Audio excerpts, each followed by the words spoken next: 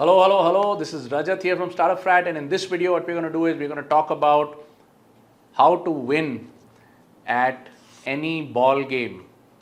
How to win at any ball game. Tennis, table tennis, football, basketball, volleyball, cricket, whatever game that involves a ball. How do you win at that game? There's only one little secret, which is to figure out where the ball is going to be and land there first.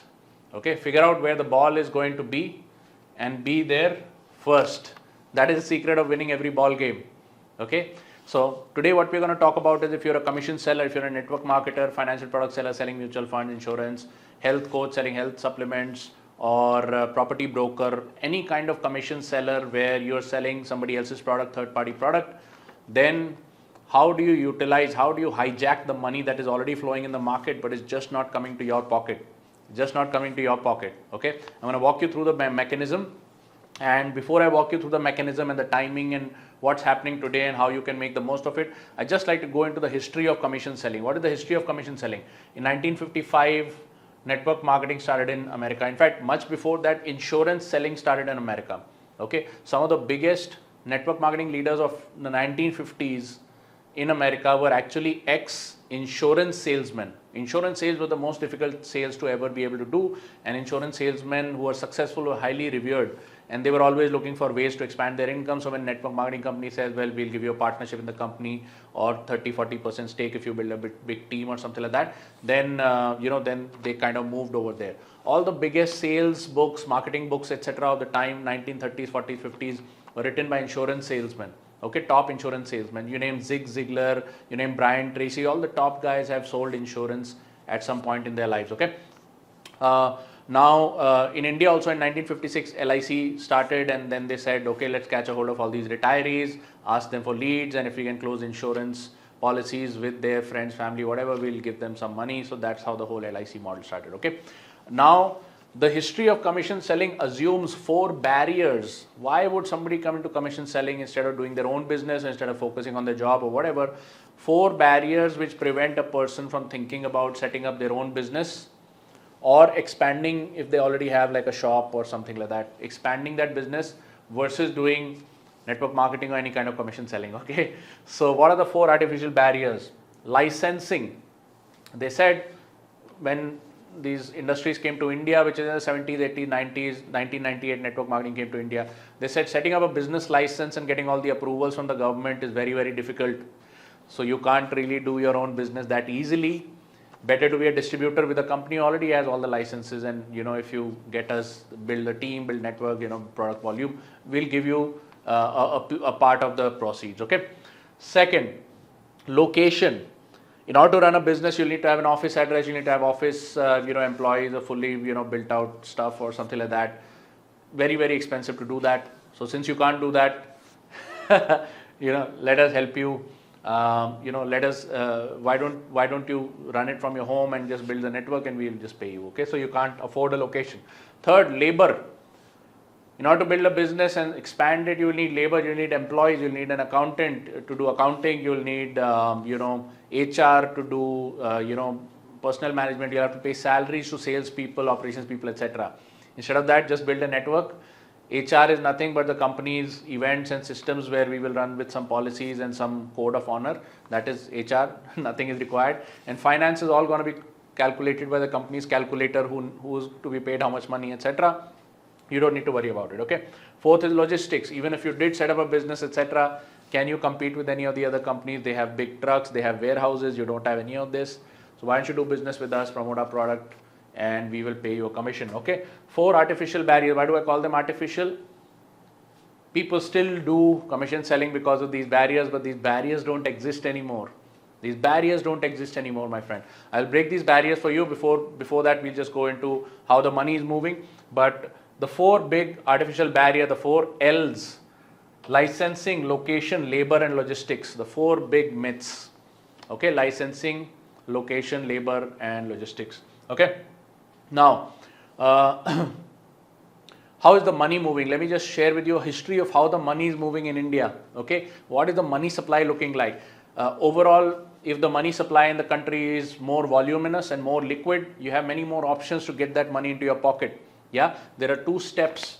There are two steps to making money in any industry. The first step is money has to come out of somebody's pocket. And the second thing is money has to fall into your pocket preferably. Okay. So the first part of this is already done, I feel. There's a lot of volume of money in the market, a lot of money is floating around, etc.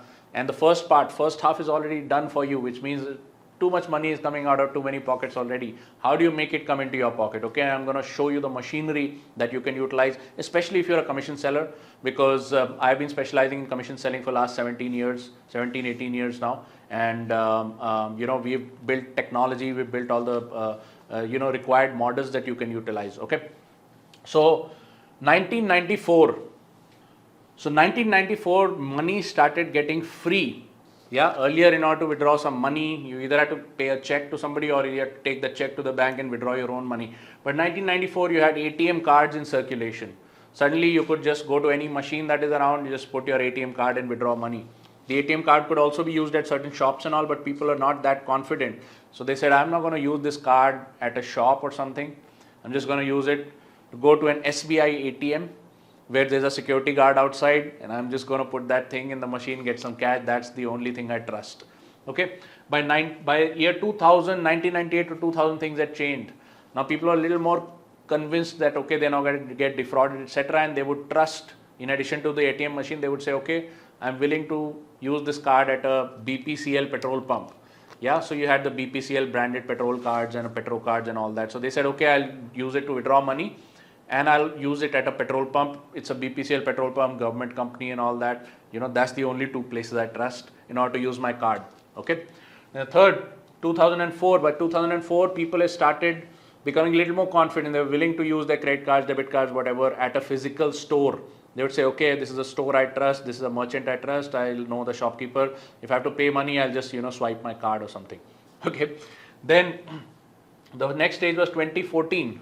People would be happy to spend at, maybe Flipkart or, like Myntra or Amazon or something like that. But they would only buy physical products. Online shop, but physical product only. Okay, that's all I trust. I don't trust anything else. Okay. Then by the year 2018, yeah, there was an information marketing boom. Now people are willing to spend at an online shop to buy an online product. People are happy to buy courses, people are happy to buy consultations, people are happy to buy even services online. I'll pay you some money, will you do my digital marketing for me? I'll pay you some money across the country to some travel agency, they will send you a travel plan, book your hotels for you and all, that's fine.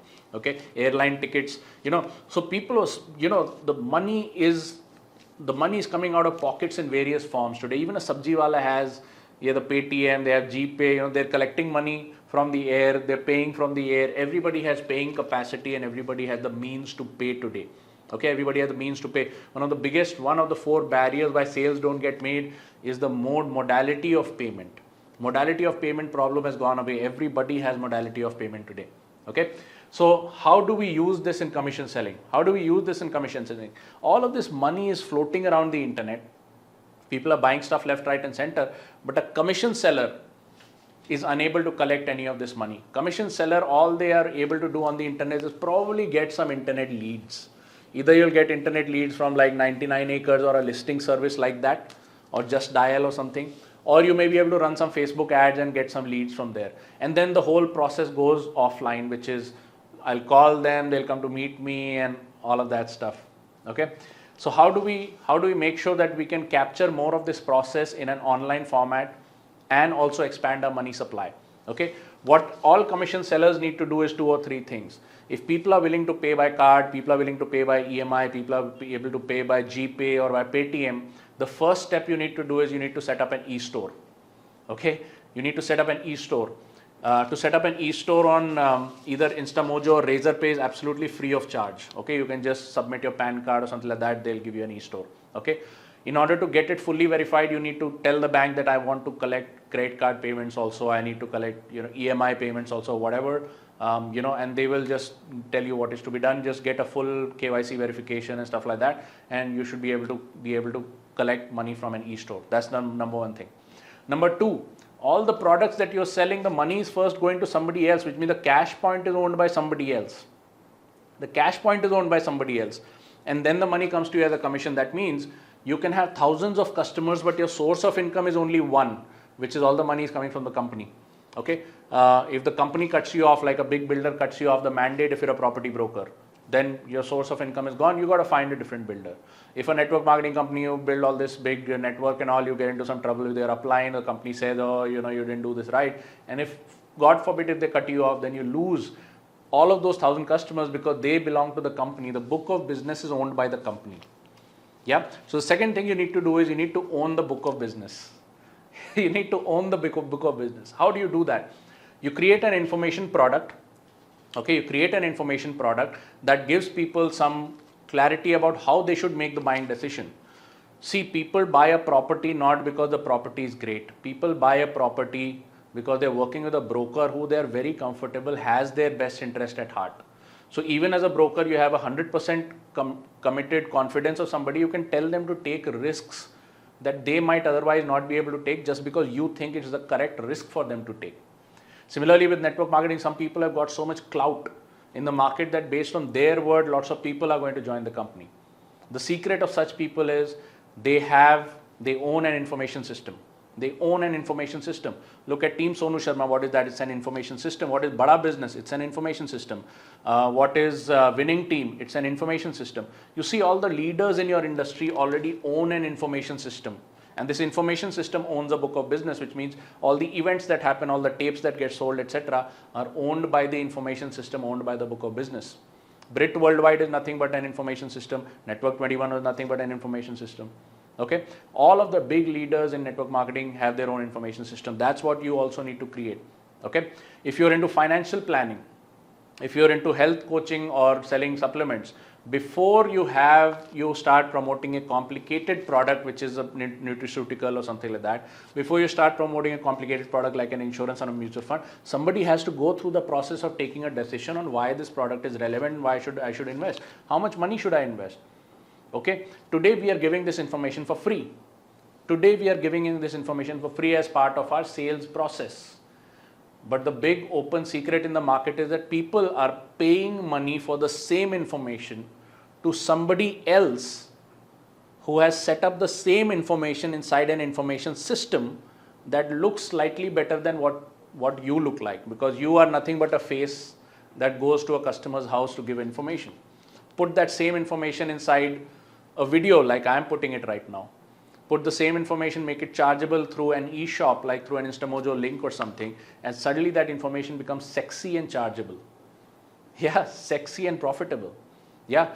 Now what you can do is, after you collect all of these customers, you don't need to just make a whole lot of profit. You don't need to, price your information service at 45,000 or 50 lakhs or something like that. Keep it something low that can qualify the customer. If you're selling an information, if you're selling a financial product which is you're expecting people to make 50,000 rupees a year premium payments for a policy, then you would charge at least 3,000 rupees for the information, which is what is the process, how are they planning the retirement? You have a retirement calculator, like a tool and training that you can give them in return for 3,000. Yes. Can you give them a live consultation on Zoom in return for 3,000? Okay. Can you charge them 5,000 rupees and do some online yoga classes for a week or a couple of weeks? Yeah, that's going to help you select who are the right kind of customers who are going to be good for your back-end business, because right now you're wasting your time with 80% of the wrong type of customers. What do you do with all this money? Is this going to make you a lot of money? I mean, yeah, you could go up to 1 lakh, 2 lakh rupees just by this, but that's going to be a huge investment of time on your part. What you do is you take this money and you reinvest it back into paid advertising. Not on Magic Bricks listing or 99 acres listing or Just Dial listing. Use it, create your own Facebook Business Suite account, create your own presence, build a Facebook business page, which could be in the same name as your personal Facebook profile. That's also fine. And then put this money into ads where you can control and channel your market, totally dominate your city or your state or your country. Okay, how does that idea sound? At Startup Frat, we've been specializing over the last 3 years in helping hundreds of people in your industry: property, insurance, financial planning, health, nutraceuticals, network marketing, commission selling industry. We've been helping hundreds of people, and we've become the de facto community of choice for people like you to hang out. If you'd like to know more about us and how you can get to work with us, I hold a Thursday webinar every Thursday for the last 3 years at 7:30 p.m. If you'd like to know more about this model, which is called the Lean Startup Model, just head over to startupfrat.club/live. Just startupfrat.club/live. If you appear 30 minutes early in that meeting, instead of 7:30, just come at 7 o'clock. You'll be able to meet me live one-on-one. I'll bring you onto the mic. You can open up your mic and I think camera or something like that. And we can have some two-way conversation. Okay, you can ask me any questions and things like that. Okay, if you hang out with me on this meeting for 2 hours, at the end of that, I also open a deal of the week where we give special discounts to people in case they want to get involved with our community on a paid basis and rub shoulders with all of the people that are dominating your industry today using this model, which is called the Lean Startup Model. Okay, so if this interests you, head over to startupfrat.club/live and I look forward to meeting you live. Bye-bye.